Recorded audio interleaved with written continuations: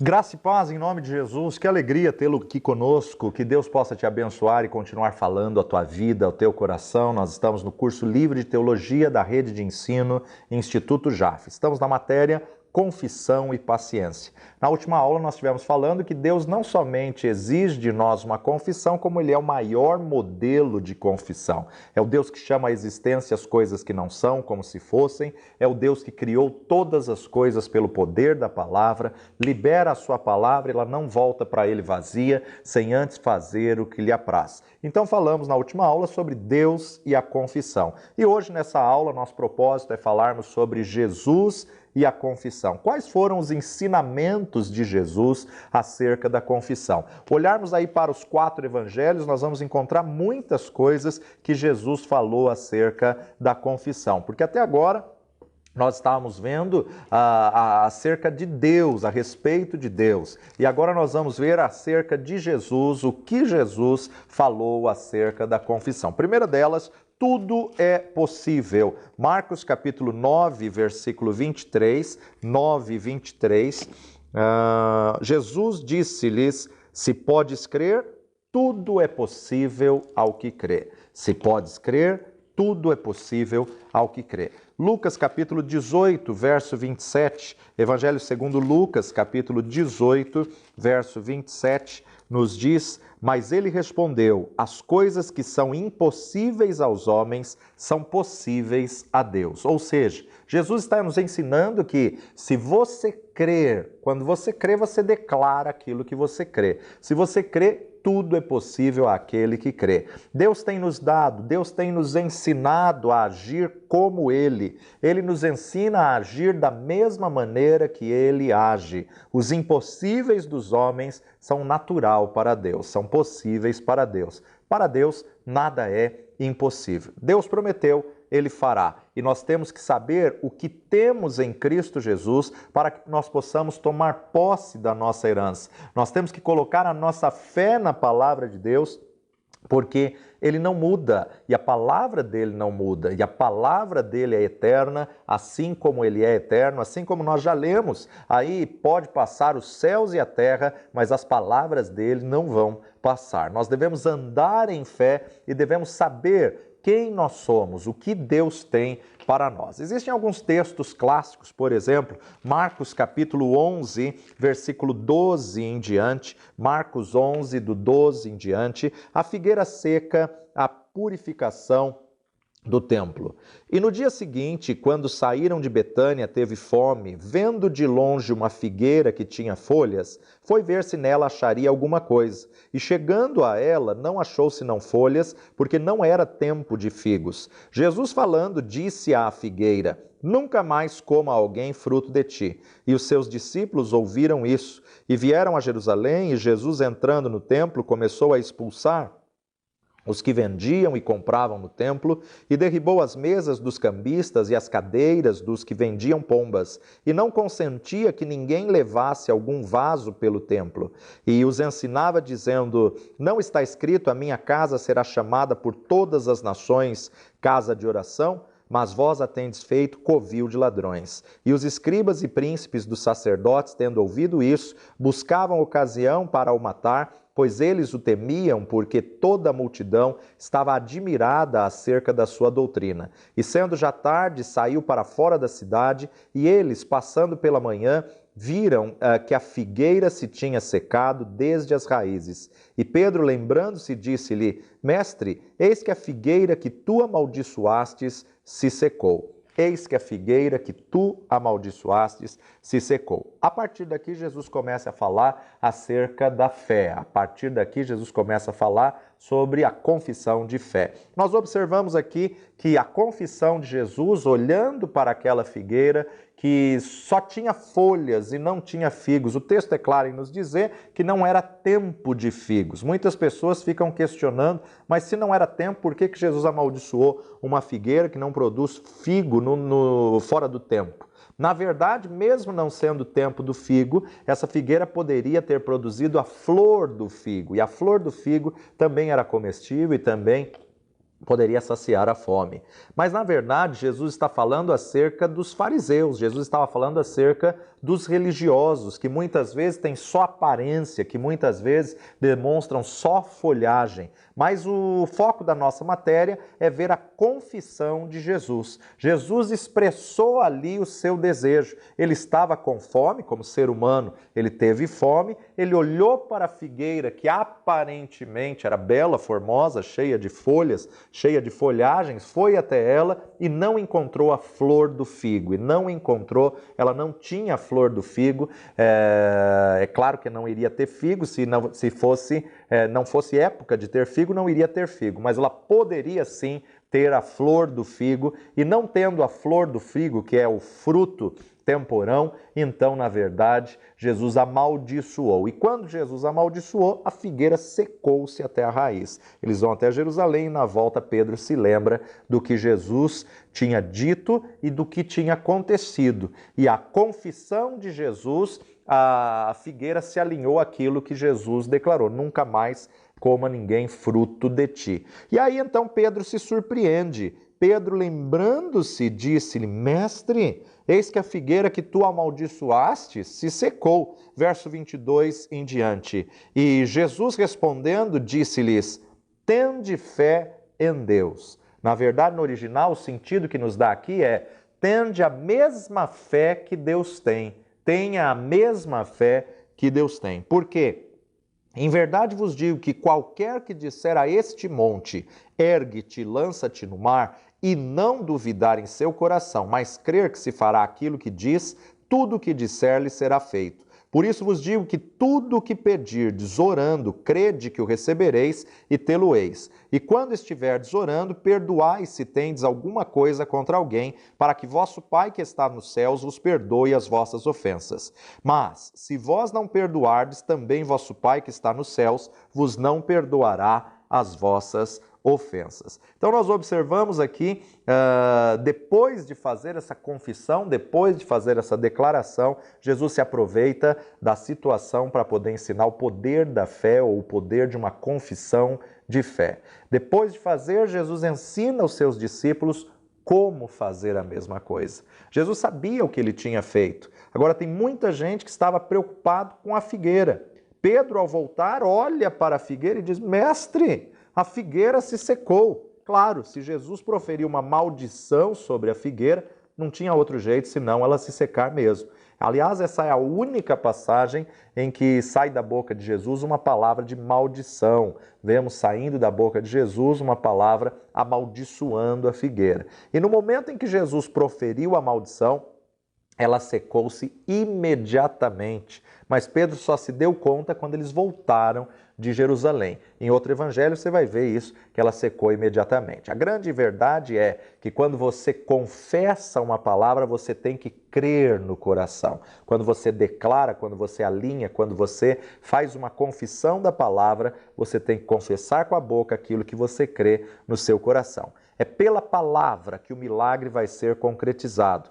Crer com o coração e confessar com a boca. Assim também Jesus ensina a dizer ao monte, a falar com o monte. O Senhor falou com uma figueira, ensinou a falar com o monte. O próprio Senhor Jesus Cristo falou com o vento, falou com o mar, com as ondas, com a tempestade. No Antigo Testamento, Deus leva o profeta em visão para poder falar com o vale de ossos secos, falar com os ossos, cada osso una-se ao seu osso e começar a dar instruções. Então, na verdade, nós vemos que o Senhor ensina a falar com as coisas. Tem coisa que você não precisa pedir a Deus, você precisa ordenar ao problema. Tem coisa que você não precisa falar com Deus, você precisa falar com a situação. Então, nós temos que declarar, falar e não duvidar. Tiago, capítulo 1, versos 5 a 7, nos diz: e se algum de vós tem falta de sabedoria, peça a Deus, que a todos dá liberalmente, e não lança em rosto e ser-lhe-á dada. Peça-a, porém, com fé, não duvidando, porque o que duvida é semelhante à onda do mar, e que é levada pelo vento e lançada de uma para outra parte.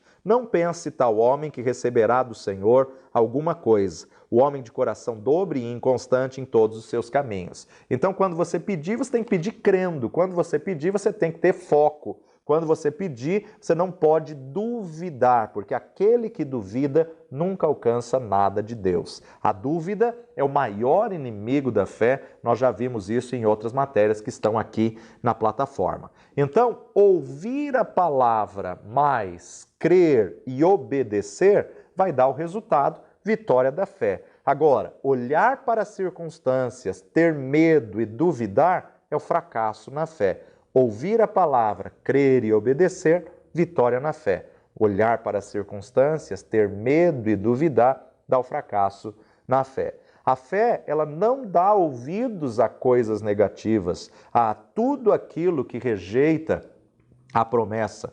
Não, tudo aquilo que vai contra a palavra de Deus não é de Deus. A promessa, quando eu ouço a promessa, eu tenho que falar amém, que assim seja na minha vida. Agora, toma cuidado com o que você está dizendo amém, porque aquilo que você não quer e aquilo que você não concorda, você não pode dizer amém. Aquilo que você não quer e aquilo que você não aceita, você não pode dizer que assim seja na minha vida. Nós temos que ter um culto racional e saber onde dizer o amém. Nós temos que recusar a dúvida, recusar o medo, a incredulidade e entender que a dúvida, ela opera na esfera da mente, na esfera da alma, e a fé, ela opera no reino do Espírito, né? Então, a dúvida é o maior inimigo da fé, então você não pode aceitar a dúvida no seu coração. A confissão, ela subentende a autoridade. É interessante nós observarmos isso, né? Olha só, Mateus capítulo 8, versos 5 a 13, o centurião de Cafarnaum. E entrando Jesus em Cafarnaum, chegou junto dele um centurião rogando-lhe e dizendo: Senhor, o meu criado jaz em casa paralítico e violentamente atormentado. E Jesus lhe disse: Eu irei e lhe darei saúde. E o centurião respondendo disse: Senhor, não sou digno de que entres debaixo do meu telhado, mas dize uma palavra e o meu criado sarará. Pois também eu sou homem sob autoridade e tenho soldados às minhas ordens. Digo a este vai e ele vai, ao outro vem e ele vem. Ao meu criado faze isso e ele o faz. E maravilhou-se Jesus ouvindo isso e disse aos que o seguiam: Em verdade vos digo que nem mesmo em Israel encontrei tanta fé, mas eu vos digo que muitos virão do Oriente e do Ocidente e assentar-se-ão à mesa com Abraão e Isaque e Jacó no reino dos céus. E os filhos do reino serão lançados nas trevas exteriores, ali haverá pranto e ranger de dentes. Então disse Jesus ao centurião: Vai, e como crestes te seja feito. E naquela mesma hora o seu criado sarou. Claro que o centurião em Cafarnaum, o centurião é o chefe de 100 soldados, é o líder sobre 100. Sobre o poder do domínio do império do governo romano, o centurião era romano. Romano era gentil, era pagão. Romano não era judeu, né? Então a gente observa o quê? Quando o Senhor fala aqui acerca de muitos que virão do Oriente, muitos virão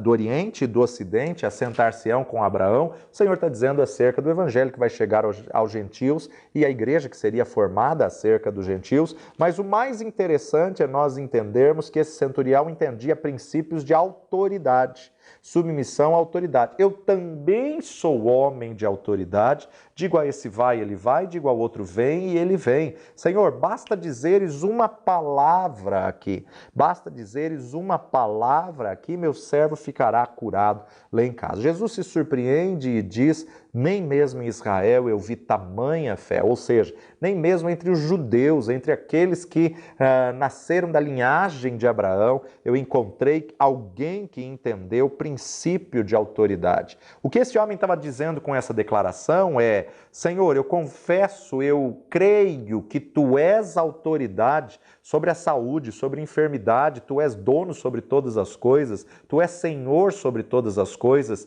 Confesse, diga uma palavra aqui, meu criado ficará curado lá em casa. Então nós observamos aqui o centurião declarando também: eu sou indigno de que tu entres na minha casa, eu sou gentil, eu sou romano, eu sou pecador, eu não sou judeu. Diga apenas uma palavra, e Jesus, na verdade, se surpreendeu com tamanha fé desse centurião romano. Interessante que ele pede: fale a palavra e será feito. Diga uma palavra e meu criado ficará curado. O centurião compreendia princípios de autoridade e reconhecia que Jesus tinha autoridade sobre todas as coisas. Interessante notar que o centurião primeiro pediu para que o seu servo fosse. E a palavra de Deus não disse o centurião ali, na verdade, demonstrava estar junto. E ele chega no caminho, quando Jesus decide: eu estou indo então nessa casa. E Jesus declara que a fé desse centurião era muito grande, nem mesmo em Israel.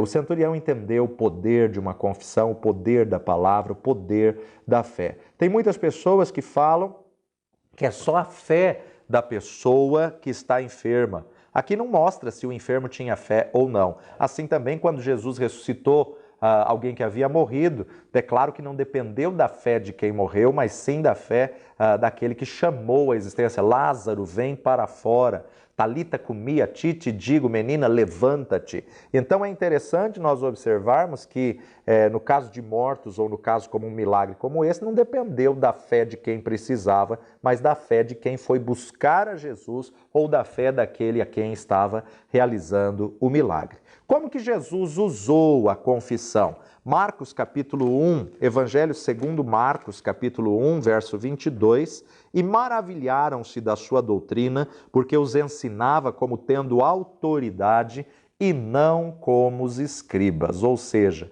a palavra de Jesus tem poder. Jesus sempre ensinou com poder e autoridade. A sua palavra tinha poder. Os escribas, de tanto copiarem a palavra, faziam uma coisa mecânica, faziam uma coisa natural. Eles eram conhecedores da lei, copistas da lei e tinham muitos textos decorado, mas nunca falavam com autoridade, com propriedade. Então eles entendiam que Jesus tinha autoridade na palavra, tanto é que quando Jesus nasceu, Herodes manda chamar os escribas para saber onde é que haveria de nascer o Messias. Herodes manda chamar os escribas porque eles eram conhecedores das profecias. O povo esperava, na verdade, um rei físico, um rei que iria assumir o poder, que iria desbancar Roma. Aliás, o próprio judeu esperava um rei que pudesse desbancar o governo de Roma. O povo todo via com que autoridade, ousadia e intrepidez que Jesus ministrava a palavra, e às vezes até pessoas sem instrução nenhuma, mas que sabe distinguir, sabe diferenciar quem prega com conhecimento, com propriedade, com convicção, com autoridade, como aquele que prega sem conhecimento, sem autoridade, inseguro, diante daquilo que ele fala. Aliás, até os próprios animais, até o próprio cachorro, ele sabe quando você tem medo e quando você não está com medo dele. Dizem aí os estudiosos que você exala um cheiro que vai fazer com que o cachorro distingua isso daí, e na verdade, diante desse suor que você exala, você atrai. Então nós precisamos entender que se o povo discerne, quem tem convicção, quem tem conhecimento e autoridade, quanto mais o nosso Deus, Deus sonda o interior, Deus sonda o coração e Deus sabe exatamente aquilo que você está pensando e a motivação de cada coração. Como Jesus usou a confissão? Vamos voltar lá para Mateus capítulo 4. Na tentação de Jesus, Jesus usou a confissão derrotando a Satanás através do poder da palavra, está escrito. Evangelho de Mateus, capítulo 4, de 1 a 4. Então foi conduzido Jesus pelo Espírito ao deserto para ser tentado pelo diabo, e tendo jejuado 40 dias e 40 noites, depois teve fome. E chegando-se a ele o tentador, disse: Se tu és o Filho de Deus, manda que essas pedras se tornem em pães. Ele, porém, respondendo, disse: Está escrito, nem só de pão viverá o homem, mas de toda palavra que sai da boca de Deus. Jesus usou a confissão para expulsar Satanás, Jesus usou a confissão da palavra para derrotar a Satanás. Mateus capítulo 8, verso 16, e chegada a tarde, trouxeram-lhe muitos endemoniados, e ele, com a sua palavra, expulsou deles os espíritos e curou todos os que estavam enfermos. Mateus capítulo 8, verso 23 a 27. E entrando ele no barco, seus discípulos o seguiram, e eis que no mar se levantou uma tempestade tão grande que o barco era coberto pelas ondas. Ele, porém, estava dormindo. E os seus discípulos, aproximando-se, o despertaram, dizendo: Senhor, salva-nos, que perecemos. E ele disse-lhes: Por que temeis, homens de pequena fé? Então, levantando-se, repreendeu os ventos e o mar, e seguiu-se uma grande bonança, e aqueles homens se maravilharam, dizendo: Que homem é esse que até os ventos e o mar lhe obedecem? Mateus capítulo 9, verso 27 a 30. E partindo Jesus dali, seguiram-no 2 cegos, clamando e dizendo: Tem compaixão de nós, filho de Davi. E quando chegou à casa, os cegos se aproximaram dele, e Jesus disse-lhes: Credes vós que eu possa fazer isso? Disseram-lhe eles: Sim, Senhor. Tocou então os olhos deles, dizendo: Seja-vos feito segundo a vossa fé. E os olhos se lhes abriram, e Jesus ameaçou-lhes, dizendo: Olha, que ninguém o saiba. Mateus capítulo 12, verso 9 a 13.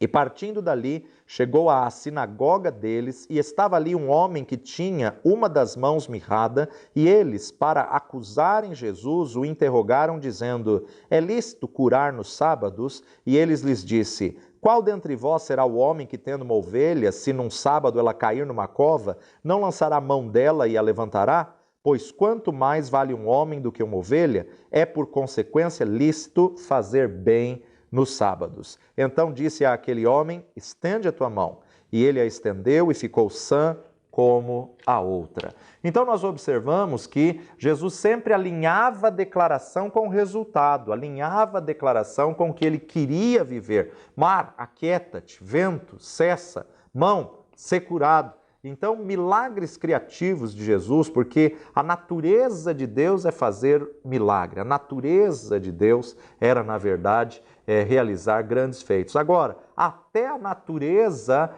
pode ser comandada pelo poder da palavra. Vento, aquieta-te, mar, cessa, figueira, nunca mais nasça fruto de ti. Então Jesus usou sempre a confissão da palavra, o poder da palavra. Jesus usou palavras para ajudar aos outros. Marcos capítulo 6, verso 35. Evangelho segundo Marcos, capítulo 6, verso 35. A primeira multiplicação dos peixes. E como o dia fosse já adiantado, os seus discípulos se aproximaram dele e lhe disseram: O lugar é deserto e o dia está já muito adiantado. Despede-os para que vão aos campos e aldeias vizinhas e comprem pão para si, porque não têm o que comer. Ele, porém, respondendo, disse-lhes: Dai-lhes vós de comer. E eles disseram-lhe: Iremos nós e compraremos 200 dinheiros de pão para lhes darmos de comer? E ele disse-lhes: Quanto pães tendes? E de ver. E sabendo eles, disseram: 5 pães e 2 peixes. E ordenou-lhes que fizessem assentar a todos em grupos sobre a erva verde, e assentaram-se repartidos de 100 em 100 e de 50 em 50, e tomando eles os 5 pães e os 2 peixes, levantou os olhos aos céus, e abençoou, e partiu os pães, e deu-os aos seus discípulos, para que os pusessem diante deles. E repartiu os 2 peixes por todos, e todos comeram e ficaram fartos. E levantaram 12 cestos cheios de pedaços de pães e de peixes, e os que comeram os pães eram quase 5.000 homens. Nós observamos aqui Jesus declarando, Jesus orando, Jesus agradecendo, erguendo aqueles pães e peixes aos céus e agradecendo, mesmo sabendo que tinha uma multidão ali, só de homens 5.000, sem contar mulheres e crianças, e com uma gratidão, com uma palavra de agradecimento, ele começa a repartir e aquele pão que tinha nas mãos dele não se acabava. Vamos para a segunda multiplicação de pães em Marcos capítulo 8, versículo 1 em diante. Naqueles dias, havendo muito grande multidão e não tendo o que comer, Jesus chamou a si os seus discípulos e disse-lhes: Tenho compaixão da multidão, porque há já 3 dias que estão comigo e não tenho o que comer. E se os deixar ir em jejum para casa, desfalecerão no caminho, porque alguns deles vieram de longe. E os seus discípulos responderam-lhe: de onde poderá alguém satisfazê-los de pão aqui no deserto? E perguntou-lhes: quantos pães tendes? E disseram-lhe: 7. E ordenou à multidão que se assentasse no chão, e tomando os 7 pães e tendo dado graças, partiu-os e deu-os aos seus discípulos, para que os pusessem diante deles, e puseram-nos diante da multidão. Tinham também uns poucos peixinhos, e tendo dado graças, ordenou que também lhes pusessem diante. E comeram e saciaram-se, e dos pedaços que sobejaram, levantaram 7 cestos. E os que comeram eram quase 4.000, e despediu-os. Então Jesus abençoou-os para que pudessem comer do milagre. Jesus se preocupa não só com o nosso alimento espiritual, mas ele também estava preocupado com o alimento físico, com o alimento natural, com aquela multidão que já estava com ele há 3 dias e não tinha mais o que comer. Nós podemos nos chegar a ele e confiar que ele é o Deus da provisão, ele é o Senhor que vai suprir. Agora, por que a palavra de Jesus era vitoriosa? Em primeiro lugar, porque ele alinhava a sua declaração com o que ele via o Pai fazer, ele declarava o que Deus declara. Em segundo lugar, porque Jesus não lamentava, ele não falava palavras de derrota, de frustração, de tristeza, de desânimo, ele sempre tinha uma palavra vitoriosa nos seus lábios. Jesus gastava muito tempo em oração e ele nunca citava o problema, mas ele sempre citava o resultado desejado. Jesus sempre falava da resposta. Ou seja, ele não ficava reclamando e murmurando, ele não ficava praguejando diante da adversidade, diante dos problemas. Ele falava a Deus e ele agradecia a Deus. Agora, o segredo do milagre na vida de Jesus é que ele tinha um momento de comunhão com Deus, de intimidade, para falar com Deus. Ele passava um grande período da manhã, da madrugada, orando, falando com Deus, para alinhar o seu dia, para alinhar a sua declaração, para alinhar a sua confissão com a forma que o Pai falaria, com a maneira que o Pai faria. Então, na verdade, ele fala direto ao problema e por passar um tempo de comunhão e intimidade com Deus, ele não falava mais a Deus o problema, mas ele falava ao problema o que Deus tinha. É a mesma coisa que aconteceu com Moisés. Êxodo, capítulo 14, verso 15, já tinham saído do Egito, já estavam diante do Mar Vermelho. Então disse o Senhor a Moisés: por que clamas a mim? Dize aos filhos de Israel que marchem. Ou seja, tem hora que nós temos que agir. Tem hora que ao invés de ficar orando, clamando, chega um momento que você tem que ter atitudes de fé. Chega um momento que você tem que dar o primeiro passo. Na frente tinha o Mar Vermelho, atrás vinham os soldados egípcios com o faraó que estavam perseguindo para prendê-los e trazê-los de volta. Agora, Deus tinha mandado que Moisés levasse o povo por aquele caminho. E aí então Moisés vai clamar a Deus. E Deus diz: para, Moisés, para, diga ao povo que marche, estende a vara, eu vou abrir o mar. Moisés não ficou questionando, Moisés não ficou interrogando: mas Senhor, o povo não sabe nadar, mas Senhor, o mar está aqui. Não, Moisés na verdade já estendeu a vara e creu naquilo que o Senhor já tinha dito. Imagina, eles estão fazendo a mudança, eles estão trazendo animais, eles estão trazendo roupas, estavam trazendo tecidos, estavam trazendo especiarias, trazendo ouro, prata, pedras preciosas, estavam levando tudo aquilo que, na verdade, as mulheres tinham entregado para que eles pudessem sair do Egito. E imagina os soldados atrás com seus cavalos e carruagens e não sabiam o que fazer. Moisés se vê na pressão do problema e começa a clamar ao Senhor. E o Senhor: por que clamas a mim? Dá um passo de fé. Há momentos que nós temos que dar um passo de fé, que nós temos que agir e agir segundo a fé. As confissões de Jesus, vamos ver como que ele fazia confissões acerca de si mesmo. Jesus sempre declarava quem ele era e quem, na verdade, ele tinha em relação ao Pai. Evangelho de João, capítulo 5. Evangelho de João, capítulo 5, nós vamos ver 10 proclamações de Jesus mostrando a sua divindade. Logo no versículo 19, mas Jesus respondeu e disse-lhes: na verdade vos digo que o Filho por si mesmo não pode fazer coisa alguma se o não vir fazer ao Pai, porque tudo quanto ele faz, o Filho o faz igualmente. Então ele está fazendo aqui uma declaração: eu faço o que eu vi o Pai fazer. Versículo 20. O Pai mostra ao Filho todas as coisas, porque o Pai ama ao Filho e mostra-lhe tudo o que faz, e ele lhe mostrará maiores obras do que estas, para que vos maravilheis. Versículo 21. O Filho vivifica quem quer, pois assim como o Pai ressuscita os mortos e os vivifica, assim também o Filho vivifica aqueles que quer. Versículo 22. Todo julgamento foi entregue ao Filho, e também o Pai a ninguém julga, mas deu ao Filho todo o juízo. Deu ao Filho todo o juízo, o poder de julgar. Por quê? Porque foi o Filho que veio em carne e sangue e sabe o que é o homem ser tentado. Versículo 23. Quem honra o Pai, honra o Filho, para que todos honrem o Filho como honram ao Pai. Quem não honra o Filho, não honra o Pai que o enviou. Verso 24, quem ouve e crê na minha palavra tem a vida eterna. Na verdade vos digo que quem ouve a minha palavra e crê naquele que me enviou tem a vida eterna e não entrará em condenação, mas passou da morte para a vida. Versículo 25, os mortos ouvem a minha voz e vivem. Em verdade vos digo que vem a hora, e agora é, em que os mortos ouvirão a voz do Filho de Deus, e os que ouvirem viverão.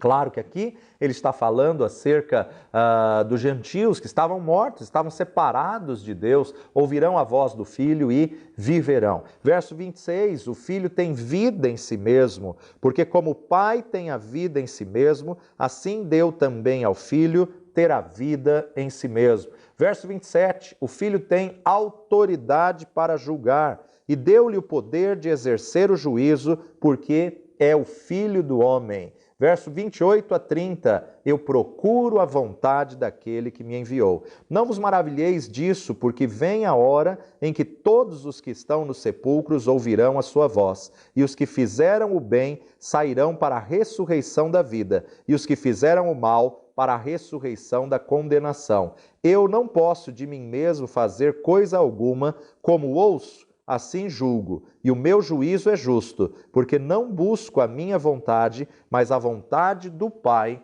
que me enviou. Então, nós vimos aí na primeira aula que nós mudamos de reino, nós somos arrancados do império das trevas e fomos transportados para o reino do Filho do seu amor. Como mudamos de reino, precisamos alinhar a nossa declaração com a constituição do reino. Então agora, a direção para a nossa vida é a constituição do reino. E a constituição do reino é a palavra de Deus. Eu tenho então que saber o que eu tenho e o que eu devo fazer. Nós não temos muito esse costume de procurar na palavra o que ela diz que eu sou, o que ela diz que eu tenho. Mas se a palavra diz que eu sou, eu tenho que crer que eu sou. Se a palavra diz que eu posso, eu tenho que crer que eu posso. Se a palavra diz que eu tenho que crer que eu tenho que saber o que eu tenho nesse novo reino e o que Jesus fez por mim na cruz do Calvário pertence a mim e eu tenho que me apropriar por esforço, tomar a força.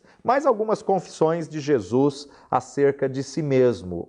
João capítulo 5, verso 17, e Jesus respondeu: meu Pai trabalha até agora e eu trabalho também. Há muitas pessoas que acham que Deus vive eternamente no sétimo dia, depois que Ele criou todas as coisas, descansou eternamente. Não. Jesus voltou a trabalhar novamente, como o Pai também voltou a trabalhar novamente. Meu Pai trabalha até agora e eu trabalho também. João capítulo 6, versículo 35, e Jesus lhes disse: eu sou o pão da vida, aquele que vem a mim não terá fome, e quem crê em mim nunca terá sede. Eu sou o pão da vida. João 8, 12 Falou-lhes, pois, Jesus outra vez, dizendo: Eu sou a luz do mundo, quem me segue não andará em trevas, mas terá a luz da vida. João 10, 11. João 10, 11. Eu sou o bom pastor, e o bom pastor dá a sua vida pelas ovelhas. João 10, 30. Eu e o Pai somos um. Eu e o Pai somos um. João 11, 25. Disse-lhe Jesus: Eu sou a ressurreição e a vida. Quem crê em mim, ainda que esteja morto, viverá. João 14, versículo 6. Interessante nesse versículo que Jesus ainda não tinha morrido e ressuscitado. E ele já declara: Eu sou a ressurreição e a vida. Ele já fazia a declaração, ele já alinhava com aquilo que ele iria viver. João 14, 6. Disse-lhe Jesus: Eu sou o caminho, a verdade e a vida. Ninguém vem ao Pai senão por mim. João 14, 9. Disse-lhe Jesus: Estou há tanto tempo convosco e não me tendes conhecido, Filipe. Quem me vê a mim, vê o Pai. E como dizes tu, mostra-nos o Pai? Então é interessante nós observarmos as declarações que Jesus fez acerca de si mesmo, as verdades que ele declarou, as confissões acerca de quem ele era. Jesus tinha convicção da sua identidade, tinha convicção de quem ele era. Meu Pai trabalha até agora e eu trabalho também. Eu sou o pão da vida, eu sou a luz do mundo, eu sou o bom pastor. Eu e o Pai somos um. Eu sou a ressurreição e a vida. Eu sou o caminho, a verdade e a vida. Quem vê a mim, vê ao Pai. Jesus sabia muito bem quem ele era e ele declarava. Temos que aprender a exercitar, a declarar a palavra de quem somos em Cristo Jesus. Paulo, mesmo ele pôde dizer: sede meus imitadores como eu sou de Cristo, porque ele sabia que estava no centro da vontade de Deus para a sua vida. Então nós temos que saber quem somos em Cristo e declararmos, confessarmos diariamente o que somos, o que temos e quem somos em Cristo Jesus. Temos que estar alinhando a nossa confissão, estar declarando assim como Jesus confessava, como Jesus declarava, vez após vez. Nós muitas vezes temos dificuldade de declarar que somos santos, porque olhamos para os nossos pecados, para as nossas falhas, para as nossas fraquezas, mas temos que entender que somos santos porque Ele nos santificou, somos justos porque Ele nos justificou. Não somos santos, não somos justos pelos nossos próprios méritos, pelas nossas ações, atitudes, não, mas porque Ele levou na cruz do Calvário todo o nosso pecado. Ele levou na cruz do Calvário toda a nossa culpa, Ele nos lavou com seu sangue, Ele nos santificou. Então eu tenho que crer, aceitar e confessar a realidade da nova criação. Jesus sempre falava a respeito da sua missão aqui na terra e assim devemos ser nós e alinhar nossa declaração assim como Paulo. Sede meus imitadores como eu sou de Cristo. Então temos que estar fazendo como o próprio Senhor Jesus Cristo. Jesus é a vontade de Deus revelada na terra. Evangelho de João, capítulo 4, verso 34, Jesus disse-lhes: A minha comida é fazer a vontade daquele que me enviou e realizar a sua obra. Ou seja, ele é a vontade revelada de Deus, ele é o Logos, o verbo vivo de Deus. João 6,38, porque eu desci dos céus não para fazer a minha vontade, mas a vontade daquele que me enviou. E a vontade do Pai que me enviou é essa, que nenhum de todos aqueles que me deu se perca, mas que o ressuscite no último dia.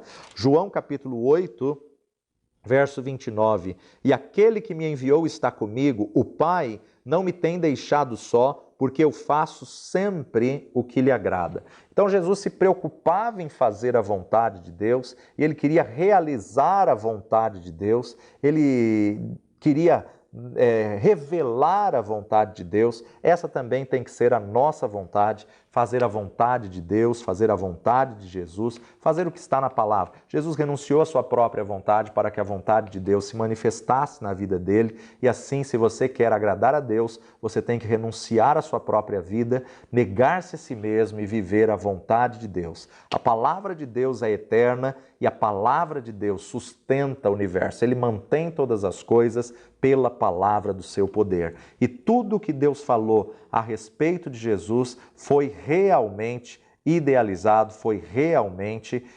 realizado na vida dele. Agora nós temos que entender que havia alguns grupos na época de Jesus, como os escribas, os fariseus, como os sacerdotes, os publicanos, os saduceus. Quem eram esses grupos? Saduceus, por exemplo, eles são descendentes do sacerdote Zadok. Saduceus sempre são linhagem de Zadok. E daí que vem o termo saduceus. Os saduceus é que comandavam o templo em Jerusalém. Quando Herodes foi governar, o templo de Salomão estava pequeno, sem expressão nenhuma. Então Herodes, na verdade, ele ornamentou o templo de Zorobabel.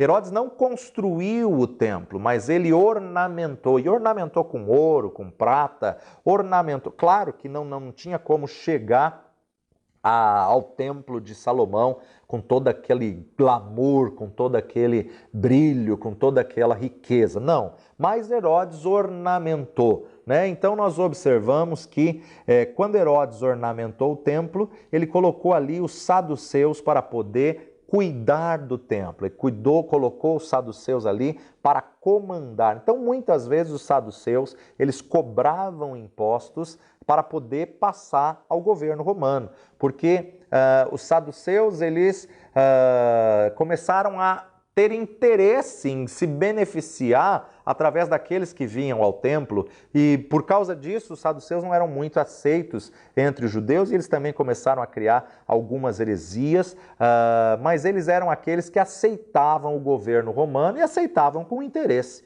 aceitavam porque eles se beneficiavam dos impostos que eles cobrariam. E temos também os fariseus. Quem eram os fariseus? Os fariseus, eles vieram dos Hassedins, e o Hassidim, eles foram totalmente contra a helenização, eles foram totalmente contra. Por quê? Porque os gregos, quando estavam liderando no período do Império Grego, eles se levantaram para liderar o mundo, eles queriam fazer um tipo de globalização mundial, né? Eles queriam fazer uma unificação, que todo mundo falasse o grego, entendendo que o Império Grego iria governar a Terra, o famoso Alexandre o Grande. Então, na verdade, a gente observa que nesse período, o Império Grego, helenista, eles queriam unificar o ensino. Então eles pegavam professores gregos, que eram os mais cultos da época, e aí então os Hassedins não aceitavam que isso fosse implantado, porque iria tirar a cultura deles, iria tirar a tradição deles, iria contaminar o ensino. Então esse grupo de fariseus se retirou e não aceitava o que os helenistas queriam impor. E é desse grupo que, na verdade, aparece então os fariseus, e dos fariseus que vai surgir também um grupo chamado de essênios. Os essênios não aceitavam o governo romano e viviam retirados. Os fariseus, eles acreditavam piamente na Torá. Eles também, além da Torá, eles tinham a Torá oral, aquela que passava de pai para filho, que eram as tradições e os costumes judaicos, ou seja, eles falavam continuamente com seus filhos e eram como se fossem os radicais da época que faziam cumprir o Pentateuco, a Torá, e diante dessa tradição dos costumes deles, eles não tinham muitas vezes acesso aos livros, aos pergaminhos, à Torá, então eles citavam a Torá oral, aquilo que eles acostumavam passar para frente, que era considerado como lei oral. E todas essas leis orais, todas essas Torá oral, estão no Talmud. Uma das leis, por exemplo, era que eles não podiam falar com os samaritanos, porque eles consideravam que os samaritanos eram uma raça contaminada. E se fosse inevitável, que não tivesse jeito mesmo, que tinha que falar com o samaritano, então a lei oral que estava registrada no Talmud, ela dizia o seguinte: se é inevitável e você tem que falar, depois que você falar com o samaritano, então, vira as costas para ele, cospe no chão, por você ter falado com um judeu contaminado, por você ter falado com uma raça mista, por você ter falado com um samaritano.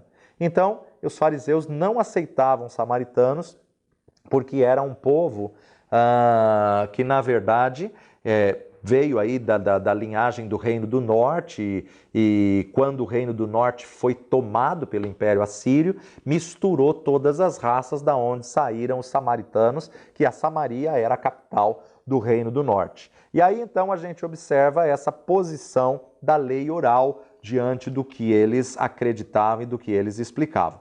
Tinha também mais dois grupos, que eram os essênios. Os essênios, eles eram mais radicais. Os essênios não aceitavam o governo romano, então eles se retiraram e passaram a viver no deserto, e eles próprios ali que copiavam a palavra, que escreviam a palavra e viviam do que eles conseguiam ali no deserto. Eles falavam que eles sim eram o verdadeiro Israel. Eles vendiam tudo quanto tinham e viviam em comunidade, eles que tinham os ritos dos banhos de purificação, comiam junto, tinham tudo em comum, vendiam as coisas e ficavam vivendo ali a palavra. A maioria deles ou eram solteiros ou viúvos e não aceitavam nada do governo romano.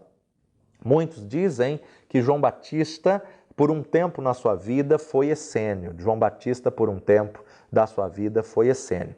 É bem provável que sim, mas não há evidência nenhuma que ele tenha ficado muito tempo com esse grupo dos essênios. Os escribas eles eram fariseus, estavam sempre juntos com os fariseus e eles eram aqueles que ficavam copiando a palavra, os copistas, copiando a Torá, copiando os livros proféticos e históricos em tempo integral. Dentro dos essênios também haviam escribas, também haviam copistas. Aí grande parte dos essênios eles eram copistas da palavra, justamente por viverem no deserto, viverem retirado, isolado, e aí então eles tinham que se ocupar de alguma forma. Já a questão dos fariseus, como eles detiveram a questão da lei, então eles começaram a ser muito legalistas, eles começaram a tomar conta das sinagogas e eles eram um povo muito querido pelo povo, porque na sinagoga se cantava a lei, se cantava os salmos e tinha um contato direto com o povo. E aí desses então se levanta o povo religioso, né? Aqueles que sempre resistem à mudança, aqueles que sempre resistem aos ensinamentos e às verdades que Jesus estava trazendo. O povo religioso sempre vai perseguir aqueles que estão fazendo a vontade de Deus, sempre vão perseguir, é um povo que está sempre amarrado, preso à letra. Agora nós temos então as reações à confissão de Jesus, ou seja, diante dos grupos religiosos. João capítulo 5, versículo 18, João 5, 18, por isso, pois, os judeus ainda mais procuravam matá-lo, porque não só quebrantava o sábado, mas também dizia que Deus era seu próprio Pai, fazendo-se igual a Deus. Diante das confissões de Jesus, eu e o Pai somos um, quem vê a mim vê ao Pai, meu Pai trabalha até agora e eu trabalho também, isso incomodou os religiosos de tal forma que queriam matar a Jesus, porque eles achavam isso uma ofensa a Deus, que eles tinham um Deus distante, como Deus de Abraão, de Isaac, de Jacó. João capítulo 10, verso 31 a 33. Os judeus pegaram então outra vez em pedras para o apedrejarem. Respondeu-lhe Jesus: tenho-vos mostrado muitas obras boas procedentes de meu Pai, por qual dessas obras me apedrejais? Os judeus responderam dizendo-lhe: não te apedrejamos por alguma obra boa, mas pela blasfêmia, porque sendo tu homem, te fazes Deus a ti mesmo. Então eles achavam isso uma blasfêmia, eles não reconheciam Jesus como a segunda pessoa da Trindade, como Filho de Deus, como Messias, como o enviado de Deus à terra. E eles procuraram apedrejá-lo, procuraram matá-lo por causa da declaração, por causa da confissão que Jesus tinha diante deles. João capítulo 15, verso 18, se o mundo vos aborrece, sabei que primeiro do que a vós me aborreceu a mim. O próprio Jesus disse que o mundo o odiou E aqui muitas vezes são os próprios religiosos, os próprios escribas, fariseus, saduceus. João capítulo 15, versículo 20, lembrai-vos da palavra que vos disse, não é o servo maior do que o seu senhor. Se a mim me perseguiram, também vos perseguirão a vós. Se guardarem a minha palavra, também guardarão a vossa. Então Jesus mais uma vez estava falando acerca da perseguição dos grupos religiosos, mais uma vez falando aí dos publicanos, fariseus, escribas, saduceus e tantos que se levantavam contra ele para o resistir. E o povo comum? Qual era a declaração de Jesus acerca do povo comum? Marcos capítulo 5, verso 30 e 31, Evangelho segundo Marcos 5, 30 e 31. E logo Jesus, conhecendo a virtude de si mesmo saíra, voltou-se para a multidão e disse, quem tocou nas minhas vestes? E disseram-lhe os seus discípulos, vês que a multidão te aperta e dizes, quem tocou? Na verdade, a multidão, Jesus atraía a multidão era afluída para ele e a multidão estava sempre aonde Jesus estava porque eles tinham fome, eles tinham sede, eles queriam ouvir o que este homem tinha para falar e isso estava causando ciúmes entre aqueles que se sentiam donos da verdade. E as sinagogas começaram a esvaziar e as pessoas, a multidão começou a fluir para Jesus e por afluir para Jesus e por procurarem Jesus, então os escribas e fariseus ficaram indignados. Agora, a multidão era um povo que realmente queria ouvir sobre Jesus, queria conhecer a verdade. Quando Jesus estava falando, eles ficavam em silêncio, parados, não queriam nem ir embora, não se importavam com a fome, passavam um dia, 2 dias, 3 dias, e aí foi o que aconteceu na multiplicação. Jesus disse, não é bom que a gente dispense eles sem comer, já estão há 3 dias aqui conosco, ouvindo os ensinamentos. Jesus estava sempre com o povão, né? Jesus não era um elitista, ele queria falar com todos, ele veio justamente para os famintos, para os sedentos, para aqueles que necessitam de cura. E você lembra de João Batista, né? Começou lá no deserto e vinha gente de todos os lugares para ouvir João, que veio como precursor de Jesus para preparar o caminho, endireitar as veredas, e ele era um profeta da parte do Deus Altíssimo, que tinha o seu ministério no deserto, mas as pessoas saíam da onde estavam porque queriam uma palavra de poder, de autoridade, uma palavra que mexe com o interior.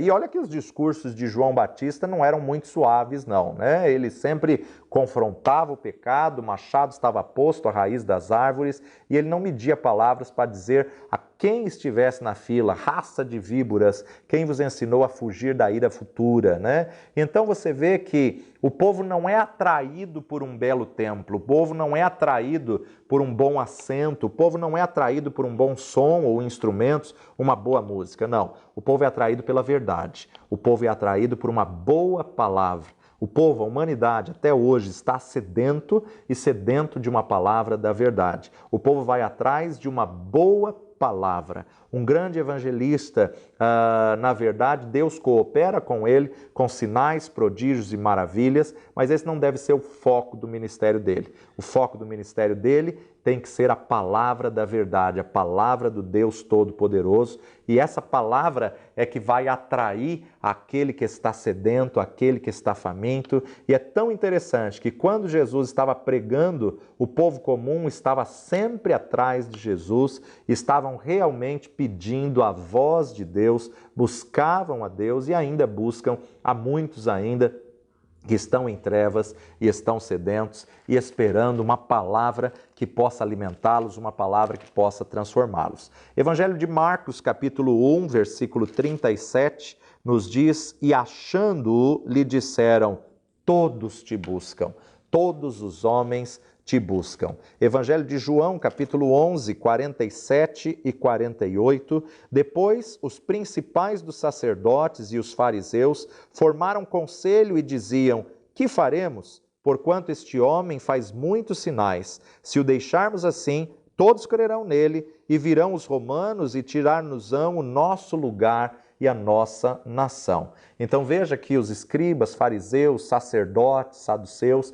estavam preocupados porque a popularidade de Jesus estava crescendo e todos estavam crendo nele. E por estarem crendo nele, disseram, escuta, se continuarmos assim, logo logo os romanos vão tirar aí a nossa posição, porque o imposto vai cair, né? Os saduceus que cobravam impostos, os fariseus que estavam ali como donos da sinagoga, os impostos vão cair e nós vamos perder a nossa posição, vamos perder aí o nosso ganho. Então a gente observa aí a motivação do saduceu, do fariseu, dos escribas, dos sacerdotes e o porquê da resistência de Jesus, porque ele veio para estabelecer o reino de Deus, que não é comida nem bebida, mas justiça, paz e alegria no Espírito Santo de Deus. E através da confissão de Jesus, nós aprendemos tantas coisas que precisamos aprender a confessar, alinhar nossa confissão com o que Jesus conquistou para nós na cruz do Calvário e viver o sobrenatural de Deus,